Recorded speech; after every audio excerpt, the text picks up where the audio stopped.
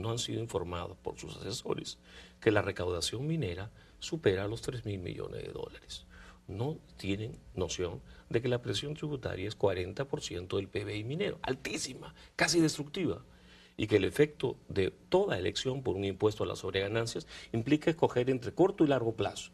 Yo quiero platita ahora, le clavo un impuesto a los mineros, pero mañana tengo menos recaudación, menos inversión y sobre todo menos inversión en las zonas mineras, porque no se dice también que el 65 a 70% de las utilidades mineras en los últimos 3 años se han invertido en el Perú. Esa tasa es altísima. Pero señor Arancén, no es un pecado decirle a las mineras, si el oro sube y si la plata sube y ustedes ganan un poquito más, que de ese poquito más repartamos. ¿Cómo va a ser un pecado a menos que el precio de los minerales esté altísimo, producto de algunos problemas de oferta? Y ahí tengo que tener el cuidado de no gobernar en función de, miren, aquí tengo plata fácil, sino de, ok, yo quiero asegurarme un volumen de inversión que asegure que los impuestos que yo tenga provenientes de la minería mantengan un ritmo creciente en el tiempo. Eso es importante. No me debo comer la gallina de los huevos. No, es que políticamente hasta el más prestigioso experto en temas tributarios le va a decir, ¿sabe qué? Eso es muy bonito, ese lujo se lo pueden dar países con una institucionalidad impecable, como Chile, por ejemplo. Pero en el Perú deja que apliquen ese impuesto porque la politiquería se impone sobre el buen sentido económico. Entonces, se trata de un manejo visionario, un manejo que siembre para cosechar y no simplemente caer, bueno, queremos platita y nos vamos a tumbar a la minería. Poca gente sabe que la minería tiene 2 años en fila con producción en caída y que solo recientemente la inversión ha subido algo, que dicho sea de paso, es una inversión comparativa pigmea en comparación a países rivales directos y todos sabemos de quién estoy hablando.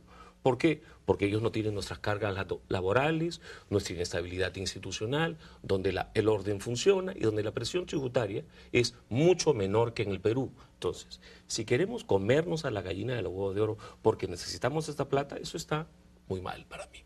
Se trata de gobernarse mirando el largo plazo de los peruanos. Pero sin embargo, en términos generales, no solamente el lado minero, la generación eléctrica, que es un indicador interesante para ver elementos de desarrollo, no cae, va en ascenso, ¿no es cierto? Podría ser interesante en términos que hay una industria que está creciendo. Es fundamental entender que la prioridad hoy día no debe ser conseguir más plata para que este gobierno no reformado la dispense. Entiendo. Se trata, en primer lugar, de tener un Estado decente, moderno, muy enfocado en los servicios básicos. Eso es lo que pide el elector. No pide más gasto burocrático que por más que lo duplique, no le va a dar mejor servicio al pueblo peruano porque profundamente lo desprecia. La visión del burócrata no reformado es, por favor, no me des presupuesto por resultados. Por favor, no me pares el gasto. No, señor, tú no le estás entregando al pueblo una salud de primera, una educación de primera. No, estás dándole Tú seguridad. gastas, el sector público el año pasado gastó cerca del 30% del PBI, más de 40.000 millones de dólares. Con 10.000, un gobierno decente hace maravillas. Pero hoy día, los gobiernos que hemos tenido en los últimos años, han creído que era solo cuestión de inflar el gasto y que nosotros, los electores, tontos, no nos damos cuenta. No, hay que exigir lucidez, hay que elegir sembrar. El pueblo peruano puede aceptar cualquier sacrificio otra vez si le vas a dar a sus hijos mejor educación, mejor salud, mejores servicios. Pero si vas a mantener a los mismos mamones y vas a creer que con estos profesores, con estos servidores del Poder Judicial, sin reforma, vas a darle a la gente los servicios básicos que espera la gente, estás pecando del uso o estás en campaña electoral. ¿Qué me dice de la reforma de los reguladores del sector público? ¿Cree usted que hay que reformularlos también? Hay que hacer una reforma integral del sector público, buscando el uso más inteligente de los recursos, buscando el mejor servicio para el verdadero soberano de este país. El soberano de este país no es el presidente, no son nuestros pintorescos congresistas, todos son servidores públicos. El soberano de este país es su pueblo, ese que se muere de frío en Puno. Eso que pagando una tonelada de impuestos en Lima o una tonelada de impuestos en la minería no recibe los más elementales servicios por lo que le están sacando. Por lo tanto, más allá de la buena intención de los candidatos, yo no soy creyente en los regímenes totalitarios. que nos dicen que todo lo va a dar el Estado, como en Argentina, donde el 45% de las familias se muere de hambre con un subsidio del Estado de la mano. Y donde vemos año a año, lamentablemente, cómo cada día está más lejos de pares de la Argentina como fue Australia. O sea, América Latina Bueno, la tiene crisis hoy día, argentina de hoy también es verdad, no es de Kirchner, ¿no? Es anterior a él y Menem la genera de alguna manera. es de los argentinos. Vamos, hay que respetar eso. Así como si mañana el pueblo peruano elige a la tigresa de los Andes, tendremos que respetar eso y tirar para adelante en ese país. Yo pienso lo mismo. El problema es que hay ideas que son probadamente fracasadas. Y hay gentes que tienen una clara trayectoria y que son personas que van a cumplir su palabra. Yo pienso que tanto Ollanta como Humala son personas que van a querer cumplir su palabra. Ollanta como Keiko. Y por eso, como Keiko, perdón. Por eso me preocupa mucho el programa de Humala. Porque los asesores de Humala son malazos. Con todo respeto, al menos ese trabajo. Pero mira, ahora que lo escuchaba pensaba, de pronto esas reformas que usted está sugiriendo y recomendando y de alguna manera exigiendo, como creo que lo hacemos todos cuando acudimos a los servicios que da el Estado, de pronto lo hace alguien que tiene mano más dura y más severa que el otro o la otra. No sé. A ver, las agrupaciones políticas no son agrupaciones que se han formado hace 15 días. Tienen una visión y una trayectoria. Pero tampoco son cuerpos institucionalizados que resuelven los problemas de un país, ¿no es cierto? Lamentablemente por eso somos un país pobre, por una cuestión de ideas. Creemos que somos ricos cuando somos pobres. Creemos que los impuestos a las sobreganancias son una buena idea cuando es una mala idea. Creemos que es cuestión de inflar el gasto cuando hay que reformarlo antes. Es una cuestión de ideas.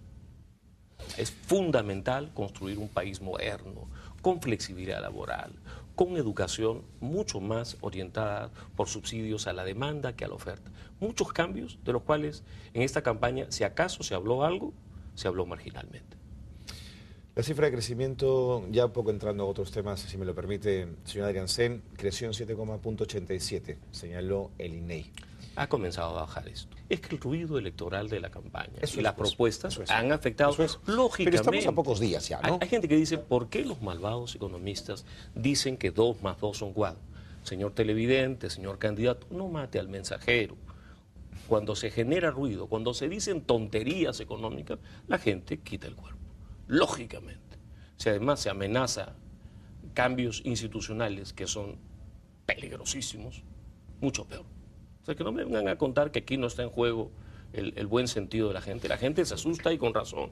Pero la mayor parte de nosotros está vivo porque también debería asustarnos. La ¿cierto? corrupción institucionalizada no debe asustarnos. Esas son unas cosas que no me no asustan. Hay que enfrentarla tajantemente. Para eso hay que hablar de reforma del Estado. No hablar tanto de corrupción institucional. A ver, en el Perú todos repiten con una candidez monumental que la corrupción empezó con el gobierno de Fujimori. Por amor de Dios. No, eso no es cierto. La dictadura de Velasco era un monumento de corrupción. El siguiente lo tapó, el siguiente lo tapó. Afortunadamente, en los años 90 comenzaron los bravideos. Afortunadamente, porque eso ha servido que los peruanos nos vuelvan mucho más exigentes. Pero este país estaba institucionalmente podrido desde la dictadura de Velasco, cuando menos. Se avasalló el Poder Judicial, se avasalló cuanta institución existía, y por eso me preocupan los parecidos. Le entiendo perfectamente. Este crecimiento marca que todas las áreas, que es livianamente algunas más, por supuesto, el sector construcción ha sido muy fuerte, pero cae el sector agrícola, que además está ligado a los sectores más pobres de nuestro país, ¿no es cierto? Salvo el sector agroexportador, que por supuesto tiene unas características muy peculiares. ¿No siente usted que este dato es una expresión también de lo que estamos viviendo en este proceso electoral? A ver, el sector minero viene cayendo desde hace 2 años. Casi todos cayeron de golpe con la caída de los precios internacionales el año 2009. El año 2010 subieron los precios y casi todos se recuperaron, como un baja y sube. Pero el fondo de la historia es que el Perú no ha hecho su tarea, no ha hecho una reforma mucho más agresiva por desarrollar competitividades en las zonas rurales, por ser mucho más agresivo captando inversión, por ser mucho más agresivo en reforma institucional del Estado, para darle mejores servicios, hacer mucho más atractiva la plaza. Si me dice que el sector minería o el sector agricultura no se sacan 20, es que no hay ninguna razón para que se saquen 20. Agreguémosle un banco central que jura que es Dios y que controla el tipo de cambio, o lo administra. Cuando el tipo de cambio quiere subir, vende dólares, y cuando el tipo de cambio baja, por error de un límite muy bajo, casi inmoral, a los ahorros de los trabajadores en las AFPs, que hoy día hace que todo esté en la plaza y susceptible para ser objetivo de campaña. Cuando pasa eso, allí automáticamente emite y compra. Por eso es que tenemos picos inflacionarios de cuando en cuando. Por supuesto que no nos sacamos 20 política económica, a menos que miremos a Venezuela o miremos a Bolivia. Frente a esos países que tienen paquetes económicos estatistas, somos como la U comparado con algún equipo provinciano de segunda división. De acuerdo, nos queda muy poco tiempo. Quería preguntarle por las señales que dan algunos bancos y algunos grupos de inversión en relación a que se habría detenido el nivel de inversiones. Estarían como estacionadas. ¿Le preocupa a usted esto? Por supuesto. De hecho, el ruido de la campaña no nos va a tocar pocas semanas. En 2 semanas más, esta fiesta electoral debe haberse detenido, el pueblo debe haber elegido a uno de los 2 candidatos. Y no voy a negar que los mercados perciben muy distinto a los 2. Ah, no, por supuesto. ¿Ya? Pero más allá de eso, ya el ruido hasta ahora nos ha matado gran parte de las cifras del año 2011. ¿Por qué?